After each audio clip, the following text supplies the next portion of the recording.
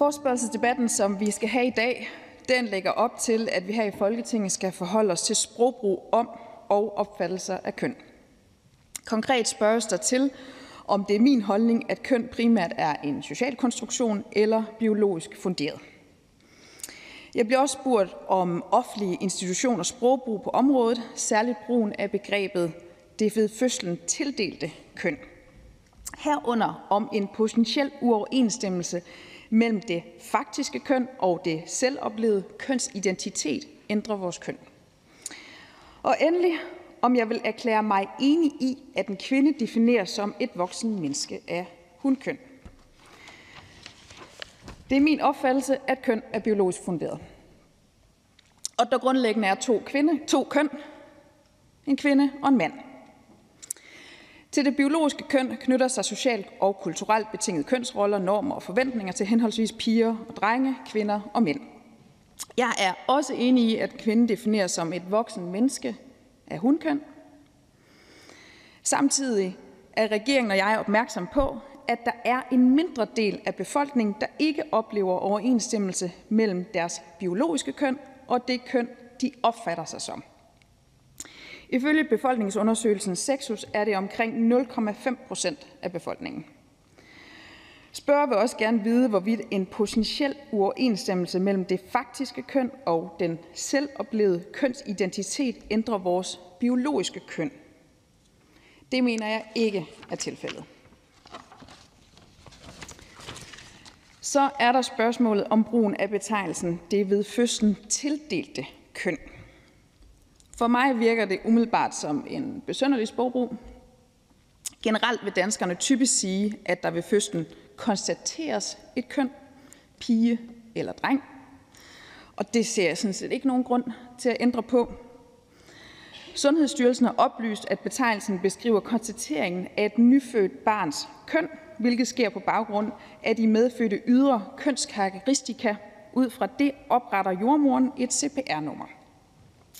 Det er på baggrund af denne konstatering ved fødslen og oprettelsen af CPR-nummeret, at man bruger betegnelsen, at der ved fødslen tildeles et køn. Sundhedsstyrelsen har også oplyst, at betegnelsen primært bruges af sundhedsvæsenet og især ved sundhedsfaglig hjælp til kønsidentitetsforhold. Regeringen har helt generelt og i forhold til sundhedsvæsenet tiltro til, at medarbejderne i den offentlige sektor har den fornødne faglighed til at vurdere, hvilke begreber, der bedst anvendes i den enkelte situation. Tak for ordet. Tak til ministeren for ligestilling. Der er nu adgang til ordførerne for reglerne om kort bemærkninger. Og den første, der får ordet, det er hr. Mikkel Bjørn fra Dansk Folkeparti som spørger. Værsgo. Jamen, tak til ministeren, som jeg også synes gav et beroligende svar i virkeligheden på vores spørgsmål.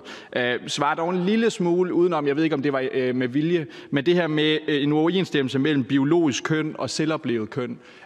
Kan ministeren bekræfte, at en person, der for eksempel har en uoverensstemmelse mellem sit biologiske køn og sit selvoplevede køn, men altså har et biologisk køn, som eksempelvis kvinde, ikke dermed bliver kvinde? Altså at det er en mand med en anden identitet, en anden kønsidentitet og selvopfattelse, ganske rigtigt, men at det ikke nødvendigvis gør den person til det køn, som man oplever sig som. Værsgo til ministeren. Jeg tror egentlig ikke, at vi er så uenige. Altså jeg mener, der er to biologiske køn. Der er en mand og en kvinde. Og ja, så kan man godt have en uoverensstemmelse mellem sit biologiske køn og hvad man opfatter sig som. Og deraf eksempelvis ændre CPR-nummer. Det ændrer jo ikke på, at man er født som et biologisk køn. Tak for det, og tak til ordførerne, og jeg vil gerne kvittere for en god debat. Og jeg noterer mig, at vi jo faktisk ikke nødvendigvis er så uenige. Der findes grundlæggende to køn, to biologiske køn, en kvinde og en mand. Og så skal vi anerkende, at en mindre del af befolkningen, at de ikke identificerer sig med deres biologiske køn. Det er vigtigt for mig, at der er frihed til forskellighed i fællesskabet, og at vi forsøger at samle frem for at splitte i befolkningen i spørgsmål som de her. Og det gør vi blandt andet ved at skabe en balance mellem hensynet til minoriteten og hensynet til majoriteten. Regeringen har tiltro til, at medarbejdere i den offentlige sektor har den fornødne faglighed til at vurdere, hvilke begreber, der bedst anvendes i den enkelte situation. Tak. Ja, tak. Og der er lige en kort bemærkning til hr. Mikkel Bjørn fra Dansk Folkeparti. Ja, jeg ved ikke, hvor... Altså, ministeren siger, at hun har indtryk af, at vi er meget enige. Jeg har egentlig indtryk af en debat, hvor at uenighederne kommer meget til syne. Altså, vi har Moderaternes ordfører, der står og siger, at der findes kvinder med tissemænd, og vi har ministeren, der, synes jeg, svarer en lille smule udenom på det her med, jamen, er det ikke et problem, at det offentlige begynder at bruge sprogbrug, som tydeligvis er inficeret af politiske venstrefløjsdogmer, fordi køn jo ikke er noget, vi bliver tildelt ved fødslen, men derimod noget, vi fødes med. Og hvis ministeren er enig i det forhold, som jeg synes er rimelig sådan baseret på almindelig sund fornuft, jeg tror, de fleste danskere er enige i det rimelig basale vilkår, jamen hvorfor skal det offentlige så bruge sådan nogle mærkværdige, besynderlige begreber, når køn ikke er noget, vi tildeles, men derimod noget, vi fødes med? Det vil jeg godt bede ministeren om at svare på, og så vil jeg godt bede ministeren endeligt afkræfte, at det, at eksempelvis en mand identificerer sig selv som kvinde, ikke er ensbetydende med, at han er kvinde, og dermed skal have ret til at blive behandlet som kvinde, eksempelvis i fængsler. Der er forskel på det at identificere sig selv som køn, og så det at være et køn. Er ministeren enig? Værsgo til ministeren. Tak. Jeg synes jo egentlig, jeg har redegjort for det første i forhold til sprogbrugen omkring tildelt køn. Det er en sprogbrug, mig bekendt, man bruger i sundhedsvæsenet. Jeg finder den selv besynderlig, og jeg oplever ikke, at det er noget, man generelt bruger ude omkring i samfundet. I min optik siger vi normalvis, at man konstaterer et køn. Jeg oplever ikke, at det er politiserende, at man i sundhedsvæsenet bruger en anden betegnelse, i forbindelse med, at man jo også tildeler et CPR-nummer. Jeg vil selv sige, at man konstaterer et køn. Ja, og hvad var det andet, der blev spurgt ind til? Jeg oplever egentlig ikke, at der er nogen uenighed her. Altså, jeg oplever egentlig, at alle ordførerne siger, at der er 2 biologiske køn, en mand og en kvinde, og så er der en mindre del af befolkningen, som ikke identificerer sig med deres biologiske køn. Værsgo til spørgeren.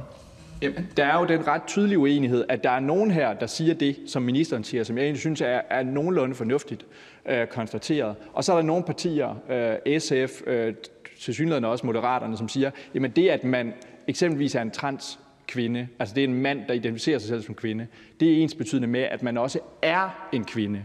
At der ikke er nogen forskel mellem det at være mand, der identificerer sig selv som kvinde, og så det at være en kvinde. Er ministeren ikke enig i, at der er forskel mellem de to ting? Det er ikke det samme at være kvinde, og så identificere sig selv som kvinde. Værsgo til ministeren. Som jeg også har sagt tidligere, så mener jeg, at en kvinde er en voksen person af hunkøn. Og jeg hørte egentlig heller ikke Moderaternes ordfører sige meget andet. Jeg hørte Moderaternes ordfører sige, at der findes grundlæggende 2 køn. Der findes en kvinde og en mand. Og ja, så kan det godt være en biologisk kvinde, der har et mandligt personnummer, og så synes jeg faktisk, det er helt ok at kalde vedkommende for ham. Ja, tak. Så er der en kort bemærkning til fru Susie Jessen fra Danmarksdemokraterne som spørger. Tak. Jeg stillede jo Venstres ordfører det samme spørgsmål tidligere i dag. Jeg kunne godt tænke mig at høre regeringens holdning, og også Venstres holdning nu, til juridisk kønsskifte for børn under 18 år. Det er jo interessant, fordi Socialdemokratiet før valget gerne vil have juridisk kønsskifte for helt ned til 0 år, så jeg kunne godt tænke mig at høre, hvor regeringen står i det her spørgsmål. Værsgo til ministeren. Ja, der bliver spurgt både til Venstres holdning og til regeringens holdning i forhold til juridisk kønsskifte. Jeg tror, det er velkendt, at Venstre ikke går ind for juridisk kønsskifte til mindreårige.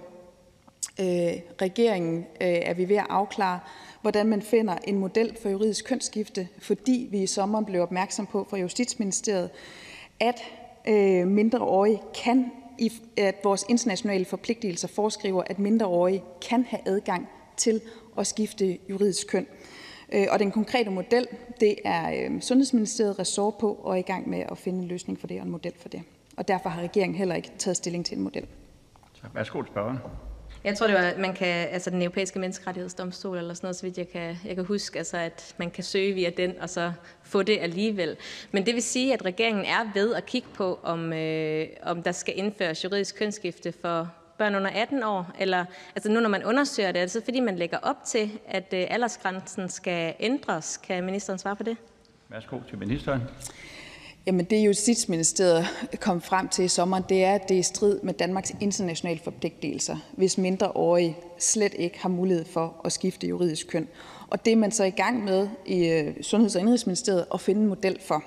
Den model har man ikke fundet endnu, og det er Sundhedsministeriet, der er ressort på det område.